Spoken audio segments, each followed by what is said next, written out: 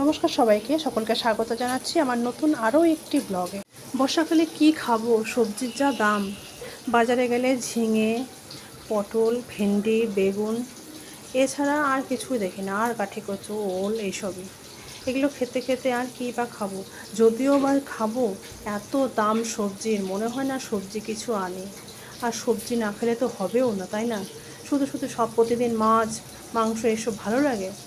সবজিটা না, প্রথম ভাতে একটু সবজি দিয়ে না খেলে কি ভালো লাগে? তো এটা আমার গতকালকে শনিবারের ভিডিও ছিল। তো বাঁধাকপি ঘন্ট করব আর গাঠি কচু করব। গাঠি কচু যাহা তো এনেছে ওটা ডাল মতো করব আর কি। অনেক সময় ঝালও করি, তবে আমার গাঠি কচু আনলে না, এরকম মুখি কচু আনলে কচুর ডাল খেতে ঝাল করে বেশ খুব ভালো লাগে। আর মেয়েটার জন্য একটু ইয়ে করব, আলু ভেজে দেবো যদি সময় হয়। নয়তো ওই যে আমি পকোড়া ইয়ে করে রেখেছি, পকোড়া রেডি করে রেখেছি, ছোটো ছোটো ঝিরিঝিরি করে সব মেশানো সবজি দিয়ে ওই পকোড়াটা গরম ভাতে ওটাও খেতে ভালো লাগে। তো বাঁধাকপি সব কিছু মশলা টশলা, আদা বাটা, টমেটো বাটা, কাঁচা লঙ্কা বাটা দিয়ে সব ওই মশলাটা কষিয়ে আর বাঁধাকপিটা সেদ্ধ করে জলটা ফেলে দিয়ে সঙ্গে ঢেলে দিচ্ছি। আর ঝুড়িটার মধ্যে আমার বেসনটা রেখেছি, ওই ঝুড়ি চাপা দিয়ে রেখেছিলাম, যে বেসনটা লেগে গেছে ওর মধ্যে। মানে পকোড়া ভাজবো বলে বেসনটা রেডি করে রেখেছিলাম, তার উপরে ঝুড়িটা রেখেছিলাম বলে বেসনটার মধ্যে লেগে গেছে। আর এদিকেও তেল গরম হয়ে গেছে, মুখি কচুটা এর মধ্যে দিয়ে দেবো। তাহলে মুখি কচুর ডাল হবে ঝাল ঝাল করে, অনেকগুলো কাঁচা লঙ্কা চিড়ে দেবো, বেশ ঝাল হলে না দারুণ লাগে খেতে। আর মেয়ের জন্য একটুখানি টমেটো দিয়ে ওই যে প্রেশার কুকারের মধ্যে ডাল বসিয়েছি, ও আবার যদি গাঠি কচুটা ঝাল, যদি ডালটা না খেতে চায়, ঝাল হয়ে যাবে, তো ওর জন্য ওই জন্য প্রেশার কুকারে একটুখানি ডালও রেডি করে রেখেছি। আর রান্নাঘরটা দেখো আমার না খুব, মানে সত্যিই খারাপ লাগে, এত নোংরা হয়ে যায় না, তেল চিটে পড়ে যায়।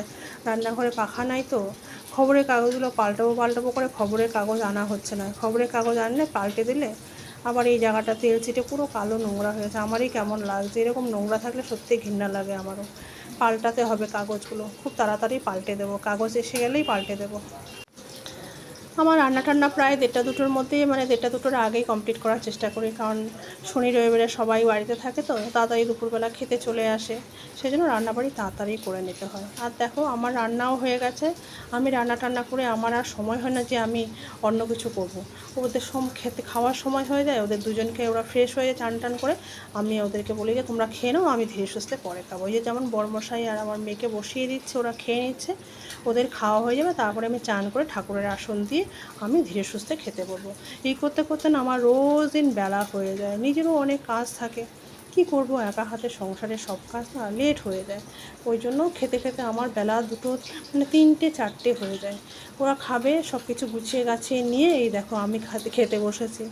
ওই নিয়েছি, পকোড়া নিয়েছি, গরম গরম ছোটো ছোটো পকোড়াগুলো, আর বাঁধাকপি ঘন্ট খেতে যা লাগছিলো না গরম ভাতের পকোড়াগুলো, আর একটুখানি কাঁচা লঙ্কা একটা করে কামড় দিচ্ছিলাম, আহা সত্যি দারুণ লাগছিলো খেতে।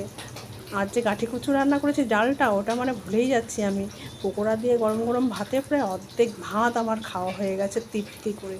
খুব সুস্বাদু, পেট ভরে খেয়েছি। ছোট্ট ছোট্ট করে পকোড়াগুলো ভেজেছিলাম বেসন আর কাঁচা লঙ্কা আর একটু কালো জিরে দিয়ে, আর সব রকম সবজিগুলো ঝিরি ঝিরি করে কুচিয়ে দিয়েছিলাম এর মধ্যে।